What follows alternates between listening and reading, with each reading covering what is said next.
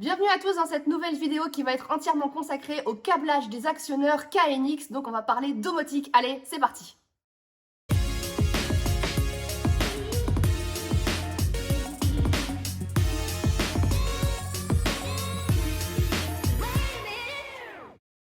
Alors vous voyez derrière moi donc que la GTL est terminée. Donc ensemble on a vu la semaine dernière le câblage de toute la partie disjoncteur sur la partie gauche et la mise en place des blocs de jonction ici.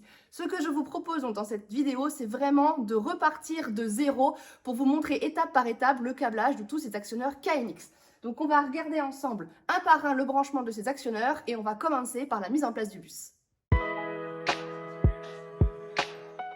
Alors, on va commencer par le câblage des équipements domotiques dans le tableau. Donc, tous les boîtiers, tous les actionneurs qui sont ici ont besoin d'être raccordés entre eux. On va faire ça à partir d'un petit Wago KNX. Donc, les petits Wago, c'est les petits borniers qui sont ici noirs et rouges. Ils ont chacun 4 petits trous. Donc, ça veut dire qu'à partir d'un appareil, on peut en connecter 3 autres. Règle numéro 1 sur le raccordement en KNX, il n'y a pas de sens, il n'y a pas de façon de faire. On peut raccorder les équipements, les actionneurs, les capteurs comme on veut, que ce soit en série, en dérivation, en étoile.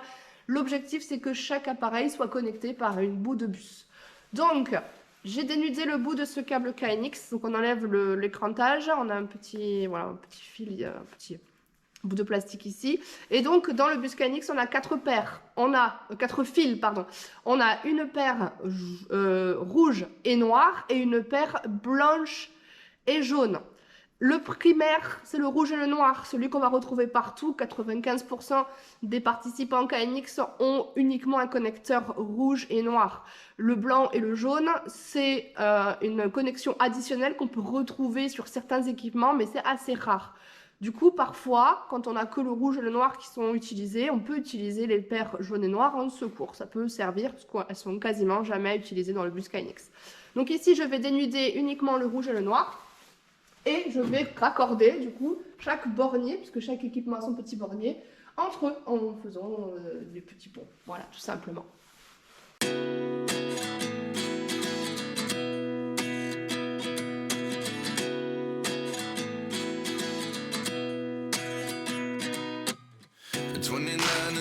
Myself wondering what did happen to the last 10. I ran away with my life, fast forward, never turn back again.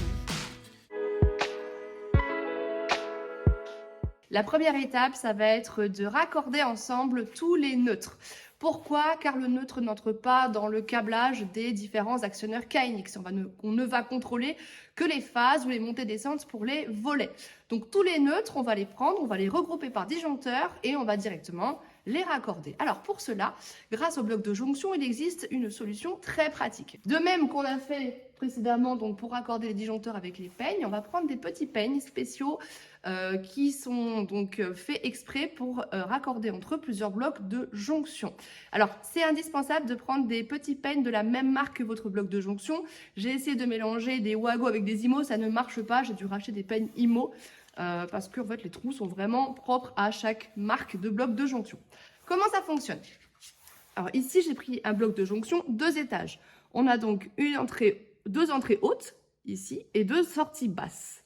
Chaque en fait entrée et sortie est reliée avec un petit fil. Donc ça veut dire que ce qui rentre là est connecté à ce qui sort ici et ce qui rentre là est connecté à ce qui sort ici. Donc si j'ai 2 circuits que je veux raccorder entre eux, donc on va imaginer que là il y a un circuit 1 et là il y a un circuit 2 par exemple qui rentre ici, je vais utiliser donc mon petit peigne là et je vais le rentrer ici dans le petit trou qui est là.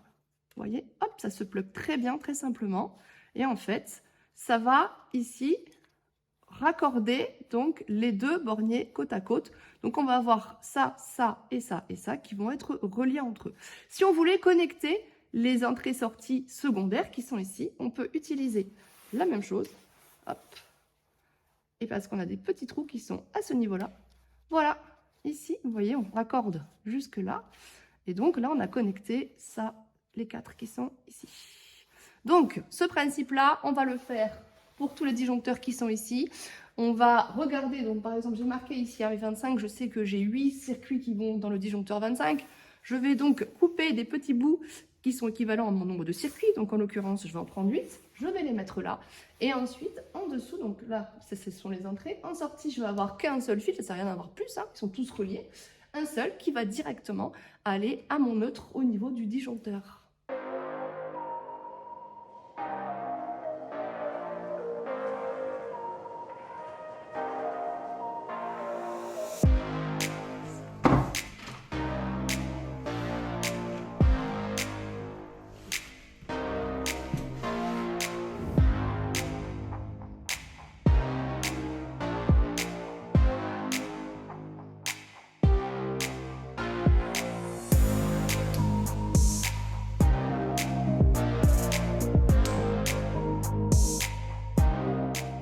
Alors, ce que j'ai fait, c'est que j'ai noté le numéro des disjoncteurs qui alimentent des circuits en KNX. Ça sera beaucoup plus simple pour m'y retrouver plutôt que de faire tout le temps des allers-retours avec l'ordinateur.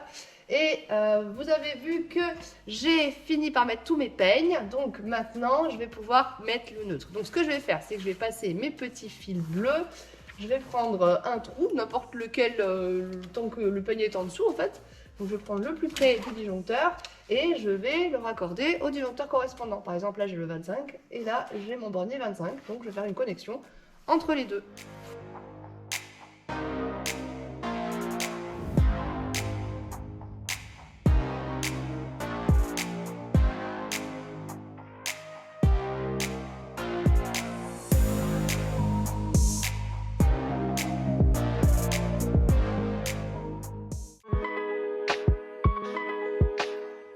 Allez, maintenant qu'on a terminé donc le regroupement des neutres et qu'on les a raccordés aux différents disjoncteurs, on va pouvoir câbler les actionneurs.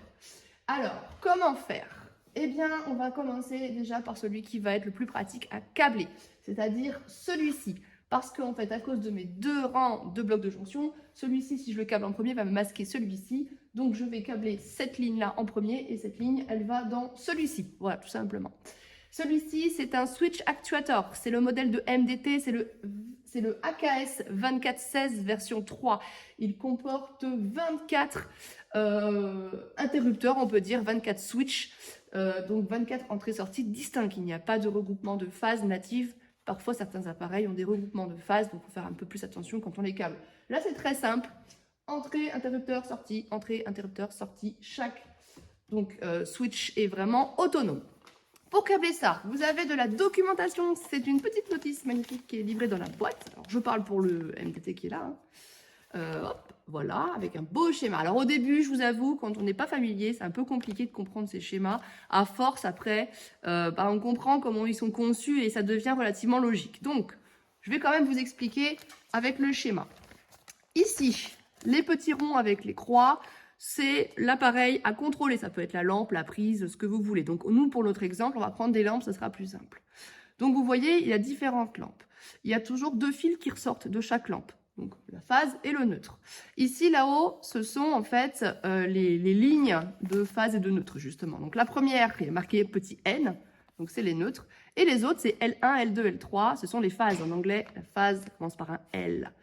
Donc, on voit que tous les fils qui remontent vers le haut sont tous connectés à la première rangée ici, au neutre. Donc, c'est ce qu'on vient de faire, on a regroupé les neutres ensemble.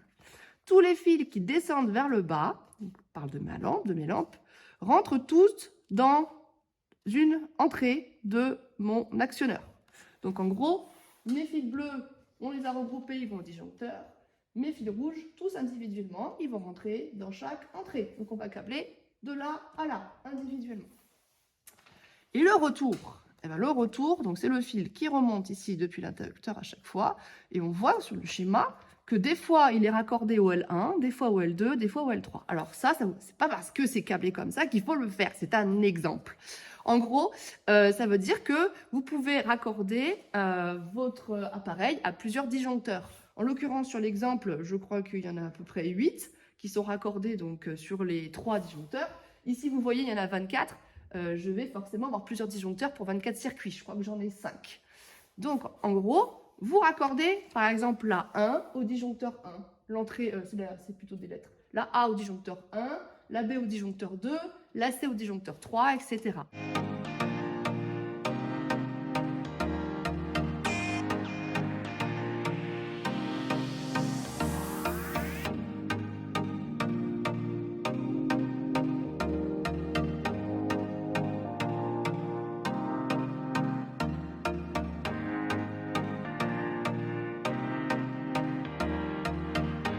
Allez, ça y est, j'ai terminé donc le câblage des AKS. Alors je dis des parce qu'il y a aussi donc celui du bas qui a été utilisé parce que j'ai quelques circuits qui arrivent dessus.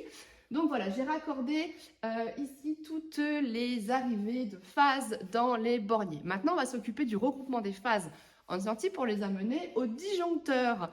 Alors pour cela, il y a différents types de modules KNX. C'est des modules donc, qui ont des phases qui sont regroupées, donc qui permettent de faire des petits ponts individuels dans les boîtiers avec des trous dédiés et directement ramener les phases. Ça c'est super bien, on verra le cas pour les volets tout à l'heure. Sauf que ceux-là ne le font pas. Voilà, hop, comme ce sont des circuits, on a vu que c'était individuel, donc il faut regrouper ces phases et il n'y a pas de trou dédié pour mettre de fil. Donc plusieurs méthodes. La méthode barbare, c'est pas très propre, c'est toléré. C'est la plus simple quand on n'a pas envie de se prendre la tête. On prend 2 fils. Alors ça peut être aussi des fils souples avec des embouts doubles qu'on peut utiliser pour faire plus propre. Donc, globalement, voilà, on insère donc les 2 fils dans le petit trou de l'actionneur. Voilà, ça rentre. Voilà, ça se fait.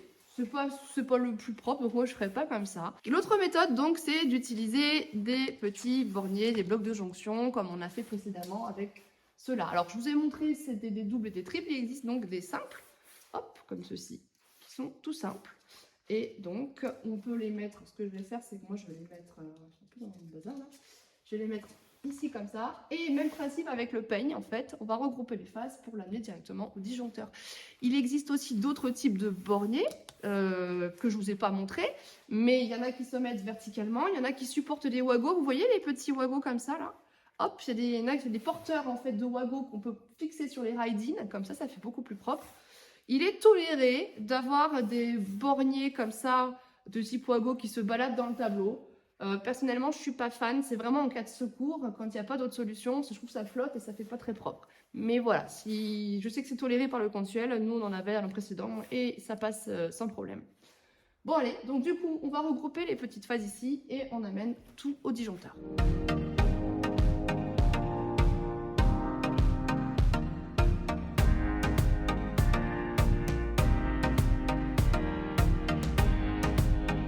Allez, voilà, j'ai câblé du coup le premier disjoncteur, c'est le numéro 2 qui est ici. Donc j'ai pris toutes les sorties ici de l'actionneur, je les ai câblées avec du fil noir pour faire une différence de couleur. Alors j'aurais pu prendre aussi du rouge, hein. La face peut être câblée de toute façon en rouge, marron ou noir.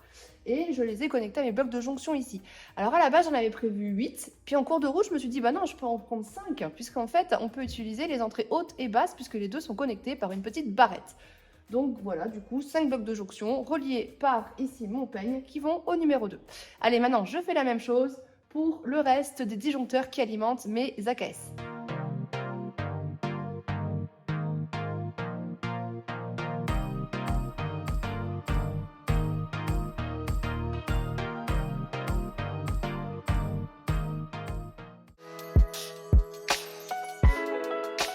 Voilà, j'ai récupéré mon petit papier, donc parlons des volets. Alors, ce sont les 2 actionnaires qui sont ici que l'on va câbler, ce sont donc des MDT. Le modèle, c'est le JAL, JAL comme jalousie en allemand, je pense que ça veut dire volet. 0810M série 2. Le M, en fait, c'est une histoire de temps de parcours, temps de course, de montée-descente, ça gère le temps de course. Voilà, c'est une option. Il existe des modèles qui sont sans cette option, qui n'ont pas le M, mais le câblage est strictement identique. Alors, comment câbler ces volets? Ici, je vous montre donc le petit schéma officiel. Alors, à première vue, ça fait assez peur, hein. On a l'impression que ça va être très compliqué. Et en fait, non, c'est super simple. C'est juste logique. Les petits M, ce sont les volets qui sont représentés ici. Alors, le volet possède 4 fils. On a la terre, on a le neutre en bleu et on a la montée et la descente. En l'occurrence, ici, c'est du noir et du marron. Parfois, c'est du noir et du rouge. Parfois, peut-être d'autres couleurs selon vos pays. Donc, du coup, reprenons le schéma. Nous avons donc le M, donc le moteur. Vous voyez que tous les moteurs sont connectés ici à la même ligne. La première, c'est le N, le neutre. Donc, c'est ce qu'on a fait précédemment en regroupant tous les neutres ici via les petits peignes qu'on emmène directement au disjoncteur. Ensuite, pour chaque volet, il y a 2 petites flèches là. Une montée, une descente. On va connecter la montée au premier interrupteur et la descente au second interrupteur. Donc ici, on a les câbles noirs et marron. On va en prendre un qu'on va mettre au premier, le deuxième qu'on met au suivant. Je ne sais pas aujourd'hui comme ça si la montée c'est le noir ou le marron parce qu'en fait en fonction de la façon dont sont posés les moteurs dans les coffres à voler ça peut être inversé. Donc je vais partir du postulat que le noir est la montée et le marron est la descente et si je vois qu'en testant c'est l'inverse, il suffira d'intervertir les deux bornes dans l'actionneur. Je crois qu'on peut le faire dans ETS, mais autant le faire directement là puisque comme ça on pourra contrôler les volets avant même d'avoir la connexion avec ETS. Donc, on va connecter ces montées, ces descentes, et ensuite, vous voyez qu'il y a deux petits ports, là, ici, et ensuite le volet suivant. Alors, le 3 et le 4, ça, ce sont des retours. Ici, le 3 est connecté au disjoncteur 1, et le 9 est connecté au disjoncteur 2. Vous voyez donc que les volets marchent par paire. Ils sont avec une phase commune, donc le A et le B a une phase commune, le C et le D une phase commune, etc. Ici, j'en ai 8, donc j'ai 4 phases communes distinctes. Il est possible, si vous avez tout qui est câblé sur un même disjoncteur, c'est notre cas, nos 8 volets sur le même disjoncteur, de faire un petit pont entre les différentes phases pour les ramener. Et pour ça, on a deux sorties. Vous voyez, ici, on a le 3 et le 4, et la 9 et la 10. Alors que la 3 et que la 9 sont reliés à des disjoncteurs différents, mais si vous utilisez les deux autres pour faire un pont, vous pouvez. En l'occurrence, ici, on va dire qu'on va prendre la première pour ramener vers le disjoncteur, c'est la plus près. On va ponter ensuite la suivante avec celle du groupe CD, puis celle du groupe CD avec celle du groupe EF, et celle du groupe EF avec celle du groupe GH. J'ai assez de petits borniers directement dans l'actionneur pour pouvoir le faire. Ça évite de passer par des petits blocs de jonction comme on a fait avec les AKS. Voilà, c'est beaucoup plus rapide et propre.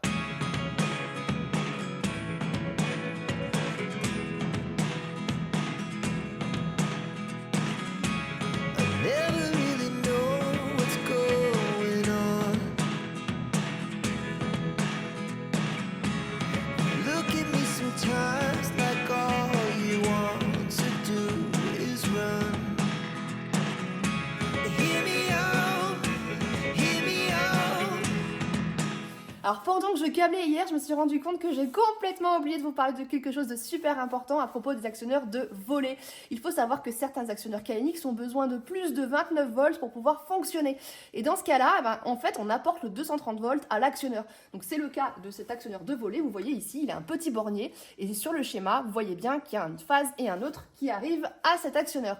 Alors, en regardant le schéma, on voit qu'il y a un disjoncteur qui dessert cette alimentation.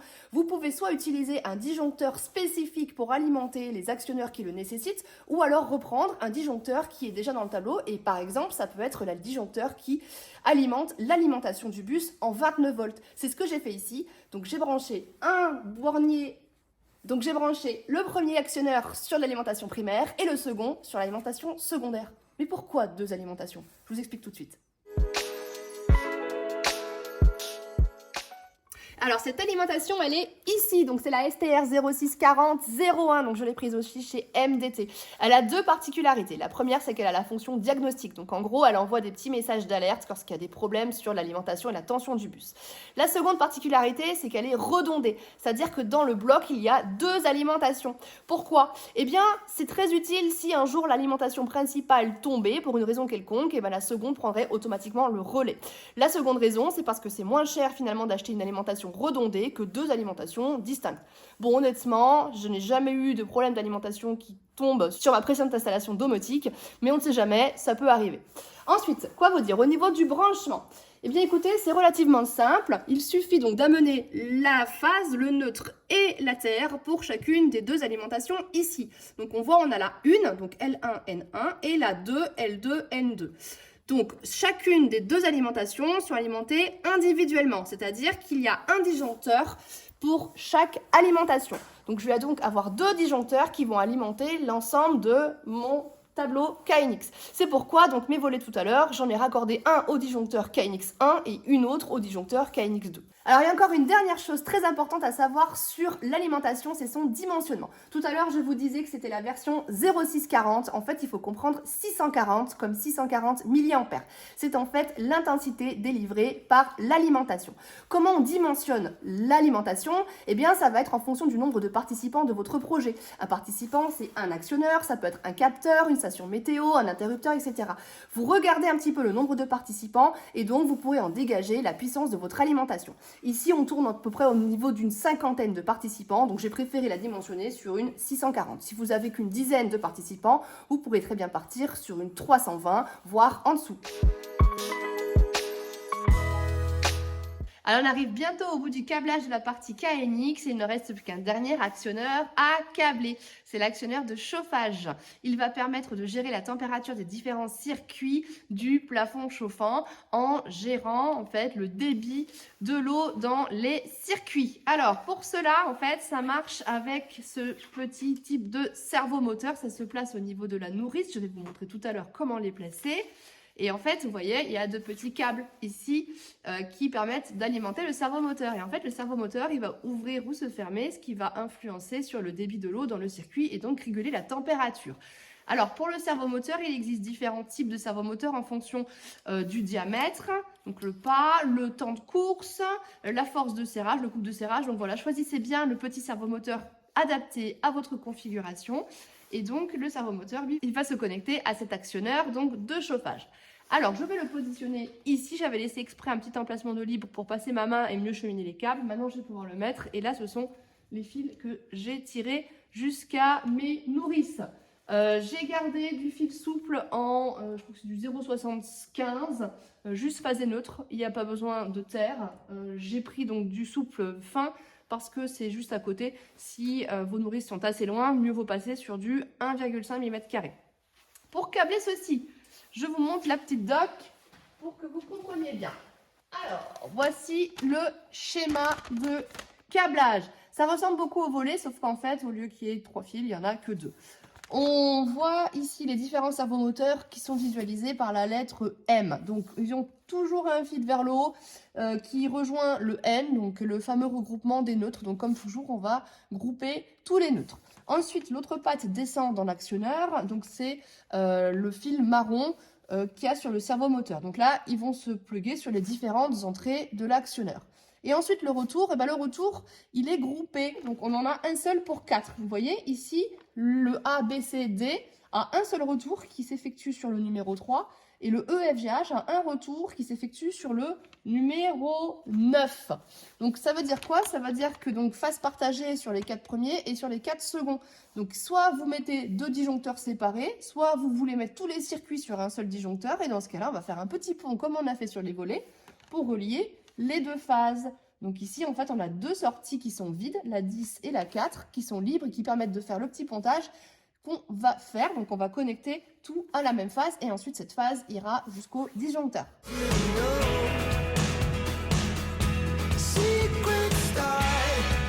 Bon, ça y est, j'ai terminé le câblage de l'AKH. Alors, la vidéo s'est coupée pendant le time-lapse, mais ce qu'il faut retenir, donc c'est voilà, relativement simple à câbler. Et ce que je vous propose maintenant, c'est de partir dans le dressing. Je vais vous montrer un peu plus en détail comment fonctionne, comment on doit mettre le petit servomoteur. En gros, ici, il m'en reste un. Vous voyez, on a un petit picot qui sort, qui permet en fait de réguler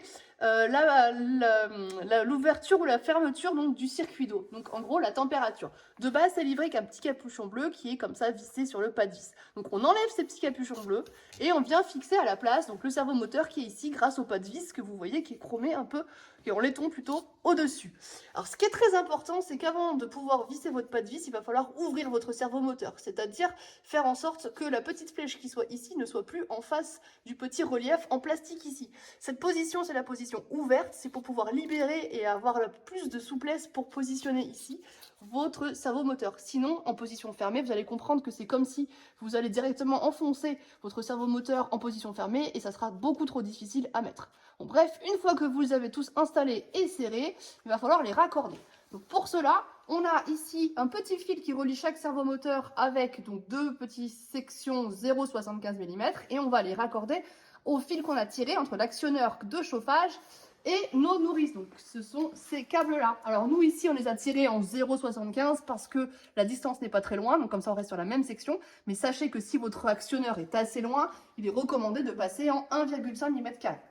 Donc comment on va faire? Une fois que j'aurai le placo qui viendra derrière, il y aura une boîte de dérivation ici dans laquelle je vais raccorder donc tous les fils des servomoteurs aux arrivées ici de l'actionneur MDT. Ce qui est important à savoir, c'est qu'au niveau de cet actionneur, une sortie sur l'actionneur de chauffage peut contrôler jusqu'à 2 circuits de chauffage, en l'occurrence 2 servomoteurs. Donc en gros, quand on a une pièce où le chauffage est régulé par 2 circuits d'eau différents, donc ça veut dire 2 servomoteurs ici, il est possible donc de connecter ces 2 servomoteurs à la même sortie de chauffage au moyen d'un petit wago. Allez, je retourne au tableau. Allez, c'est parti pour le moment de vérité, on va tester ça. Bon, en vrai, j'ai déjà testé au fur et à mesure de l'installation pour être sûr que je faisais pas de bêtises. J'ai déjà aussi interverti mes petits fils de volet en faisant des tests, donc vous voyez que ça a changé. En fait, quand j'ai fait les tests, j'ai à peu près un volet sur 2 qui ne montait pas. Donc du coup, voilà, j'ai refait refait mon câblage et là, ça remarche bien. Bon, je vais vous montrer quand même en direct comment fonctionne l'installation et chacun des actionneurs ici. Alors, on commence par alimenter les disjoncteurs et les différentiels. Alors, en premier, l'alimentation. Donc moi, j'ai mes 2 disjoncteurs d'alimentation. J'allume les 2, c'est pas forcément nécessaire, mais vous voyez ici, hop, run 1, run 2. Mes 2 alimentations fonctionnent bien. Ensuite, on va alimenter les circuits de disjoncteurs qui alimentent donc mes différents actionneurs. Donc je sais qu'ici, par exemple, j'ai mes volets. Hop, là, j'ai des lampes. Ici, à force, je connais tout par cœur. Donc les volets, comment ça fonctionne? Eh bien, on a ici un sélecteur qui permet de choisir le volet à activer. Ensuite, on a 2 flèches monter et descendre pour actionner le volet. Pour que l'opération se fasse, il faut faire un appui long. Voilà, à peu près 2 secondes. Et là, vous voyez, le volet ici entre en action. Une fois que ça sera terminé, on va se figer sur le statut. Donc là, si j'ai mis descente, ça va être le statut bas.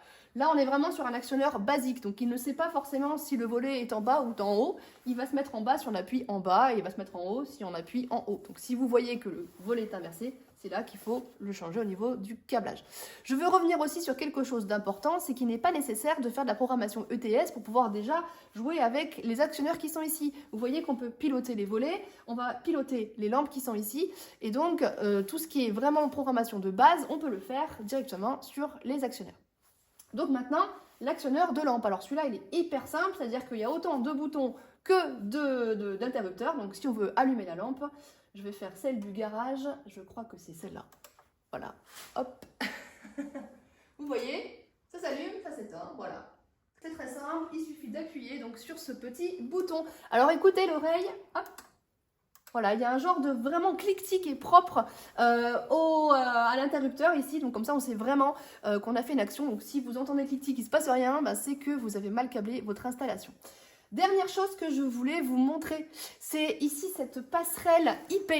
Alors, c'est la passerelle IP de MDT aussi qu'on a pris et elle va me servir un peu plus tard à faire la programmation avec ETS. Alors, vous voyez ici, donc il y a une petite fiche de RJ45 donc, qui sert en fait à plugger votre câble réseau et grâce à ce câble, vous pourrez depuis votre ordinateur venir programmer l'ensemble de vos participants via ETS. Voilà pour cette partie donc câblage des actionneurs KNX. On a encore plein de choses à voir. On verra donc la programmation ETS, il y a encore des capteurs, des interrupteurs, parler aussi du bus. Bref, il y a encore beaucoup de contenu à voir sur la partie domotique et pour ça, je ne peux que vous recommander de vous abonner pour ne rien rater. Et moi, je vous dis du coup à la prochaine fois. Allez, à ciao ciao.